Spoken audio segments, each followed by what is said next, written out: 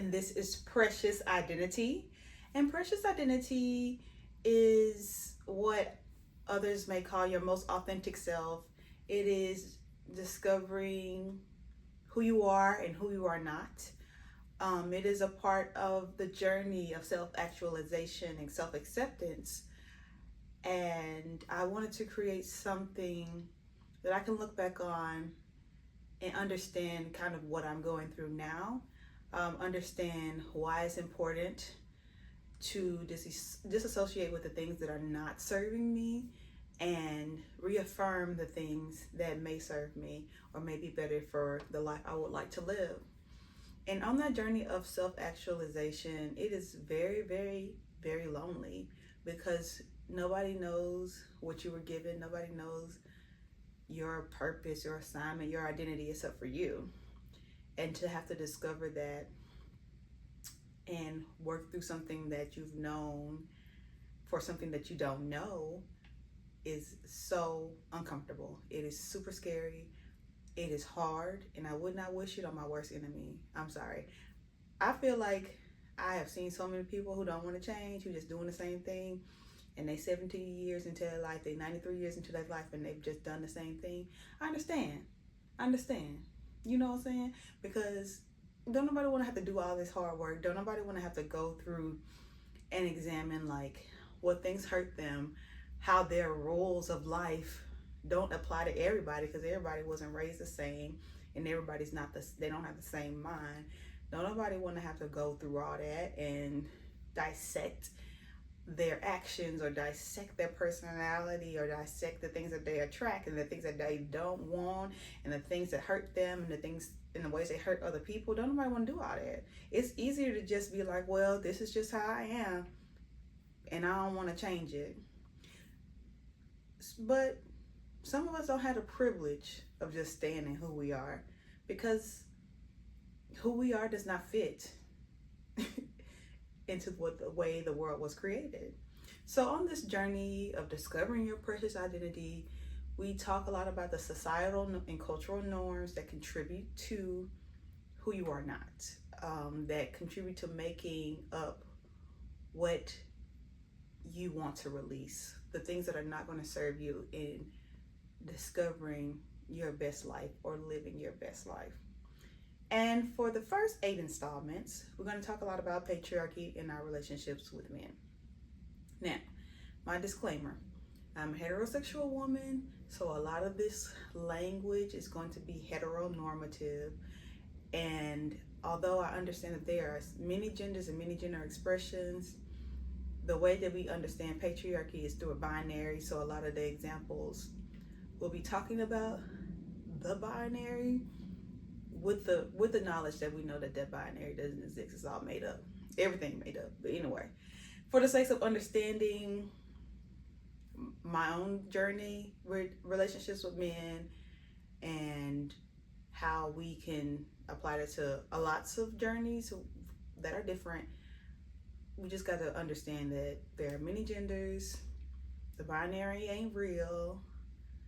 I'm going to sound very heteronormative because I'm heterosexual, but I'm going to always do my best to decolonize my mind and to use my language in a way that is not only inclusive, but creating space for many people to enter. Okay, that's the best way I can explain it.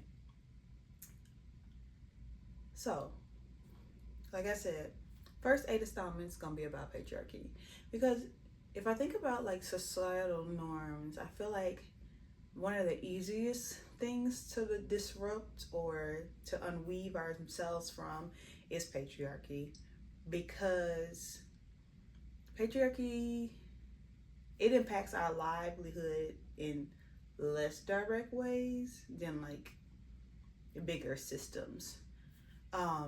And patriarchy is just so ingrained in the way we think about ourselves and the way we think about others. I feel like it's the perfect entering point to understand who we are and who we're not. And because this series is about me and I'm very much a Libra in that way, I am going to talk a lot about the things that have really triggered me, but also shaped who I am. And relationships with men are like the biggest thing that has shaped who I am. Okay, now we know that patriarchy is a system that empowers men, cisgender men, and puts every other gender expression to the wayside. Okay, if you ain't a cisgender man, you ain't got no power, and if you aren't, then your power that you may get comes from empowering the cisgender man. Okay, so I always like to think about it like patriarchy is this dream show to everybody that says if the men have the power, then everybody else will have power, because they will assign that power to everybody in the system. We know that that's not true. We know it don't work because the men who had the power really can't gain the power because they're not belonging to an entity that serves them. It's an entity that is the state or the overall ethereal being of the power giver ours. So it's like the dream is like, okay, the men had the power, they're gonna give it to everybody else, but the men not getting the power from the patriarchy at all. They just getting sold a dream. So for this episode, we just gonna talk about how patriarchy serves no one, and it just takes away everybody's identity, especially cisgender men. Okay. With that being said, a lot of the things in my life, I always have traced them back to my father not being there.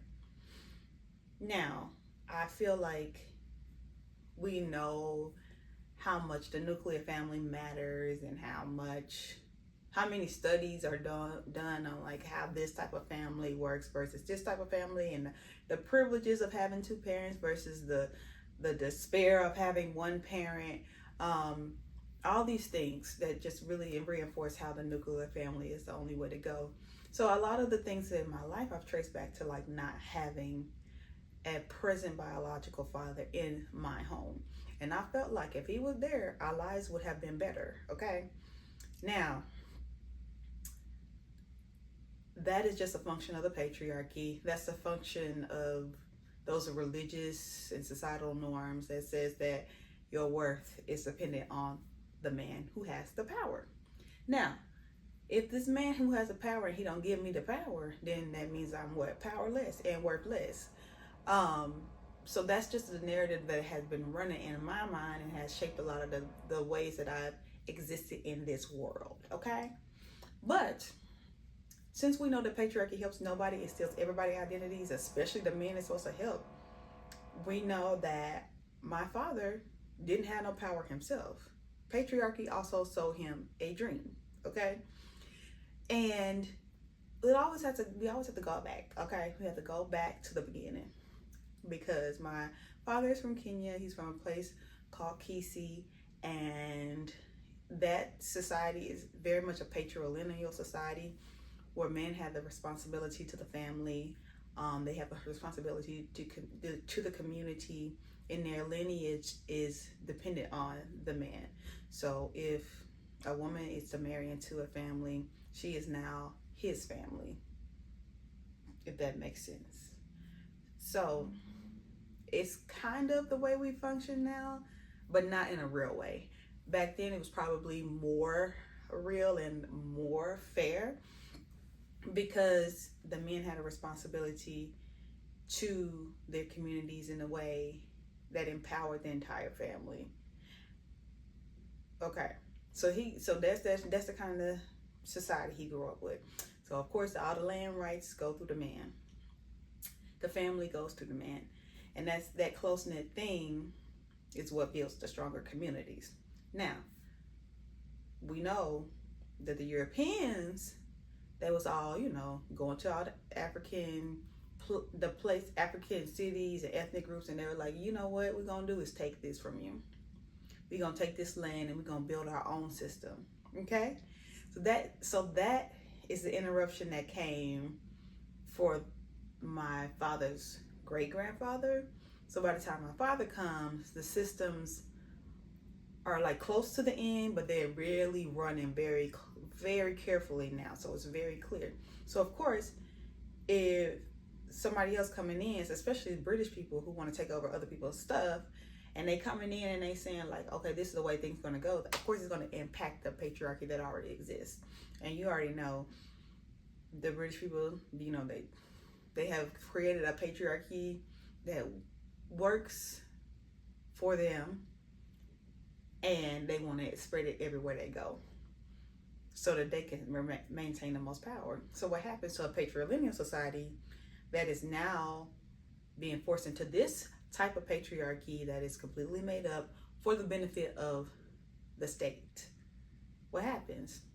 Now things get tense, because not only are men being taken away from their communities or taken away from their care of the families, now they have to also discard anybody else who is not front facing to the state. Okay, so if you say that this is a patrilineal society, and you take this man who was supposed to be caring for his family, and now he has to go write taxes on his land, or go get land rights, go get deed rights from a state, his responsibility is not to his family anymore. The responsibility is to the state. Okay, so that's how patriarchy, that is made up, as we know, messes up everything. Okay, it messes up everything, even though you're coming from a patrilineal society.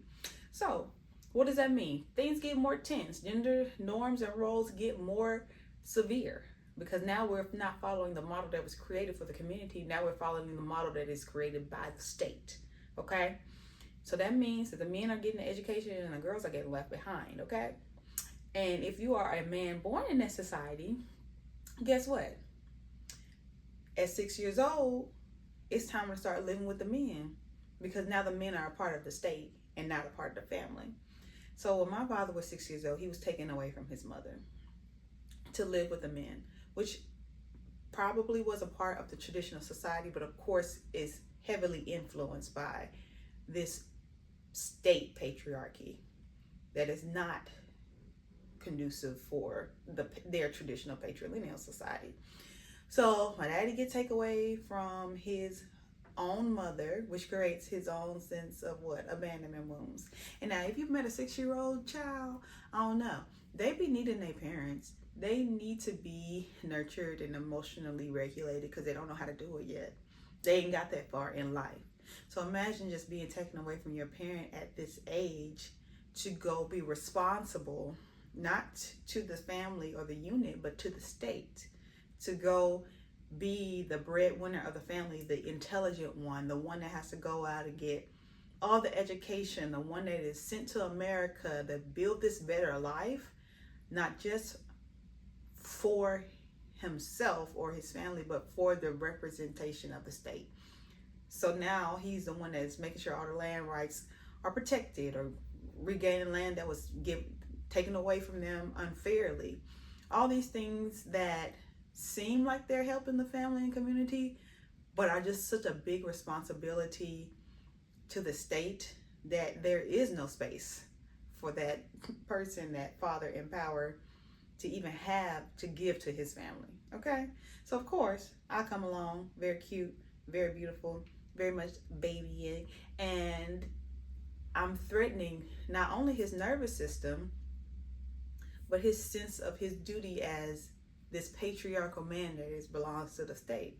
And since I'm a girl, of course that even complicates things more. Now he didn't take care of his other boy child anyway, so it's not like it's a gender thing, but it's this thing where his wound of abandonment is now being passed on to me. So because this kind of state-built patriarchy is not only destroying the patrilineal society that he came from, but it's destroying his sense of identity, and now he's passing that on to a girl like me. Okay, so if we know that patriarchy sells this dream that the person in power is going to be able to distribute that power to everybody else, what happens when we know that the person that's in power not getting the power? It hurts everybody else. And we place so much of our identity in this structure, knowing and feeling that it hurts us, but not knowing how to let go of that. Okay, so what I always like to think about, as I love pop culture, I love media, because I'm so interested in how media teaches us how to behave, what to believe, what not to believe. So when I think about like how patriarchy hurts the man, we got to just realize what is patriarchy, the state patriarchy, teaching the man about himself. Okay, and we all know it comes down to the nuclear family unit. Patriarchy got to sell a dream so the person that's supposed to be getting the power continues to believe in that dream. Okay, because as you are as a man participating in patriarchy, you have to believe that you're going to gain something from it. Why else would you continue to participate in it? So they're selling you this dream. So then you have TV shows like Leave It to Beaver, Donna Reed's show, Father Knows Best, all these shows from this post-World War II era that's telling you your personal power is coming from your family unit. This is a place where you have the power. And this is a place where you kind of run everything. Because outside in the real world, we know that the men don't have no power. Unless you're a political leader, a financial leader, or a religious leader, you ain't got no real power because you got a boss that you got to answer to. They have the real power. Or you go to church and you got a pastor to answer to. They have the real power. Or you try to do something for your city and the mayor has it's always somebody else who has the real power. But the dream is that your personal power comes from this family unit. And what does that do for men? Especially after World War II, who was messed up anyway for being in World War II. It skews how they view themselves, because now their success is not rooted in their ability to love themselves or to be there for themselves or to care for themselves. It's rooted in being a father and being a success. And being a father now means being a ruler over the household and not being an emotional, caring person, not being an active participant in the household. It's really just taking all the frustration and the stress of the world and inflicting that stress onto everybody. So now, if patriarchy sells this dream that it's supposed to trickle down this power to everybody else, if the man don't have the power, then they ain't got nothing to trickle down. But if the man got the harm, they're going to definitely trickle that down to everybody else that's involved.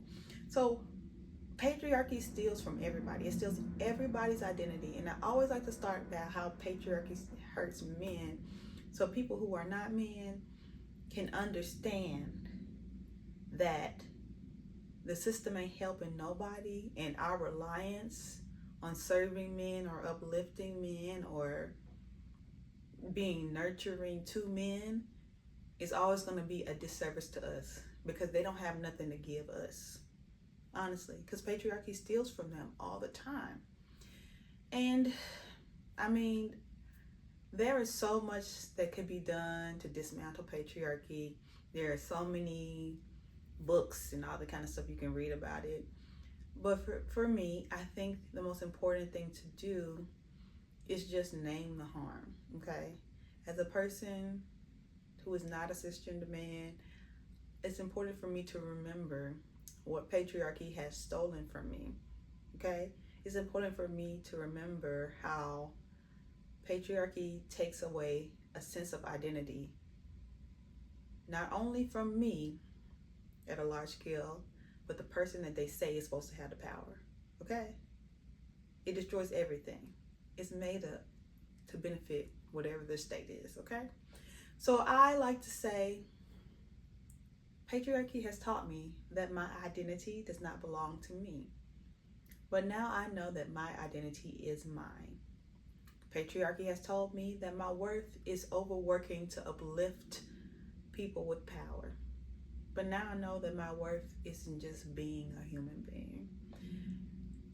And that might not change the world, but it might change your world. And that is the world that is worth changing, okay? So think about what patriarchy has taken from you. Think about what it has taken from the men in your life who you rely on. And think about what you know to be true now, so you can protect this precious identity that you have. Thank you.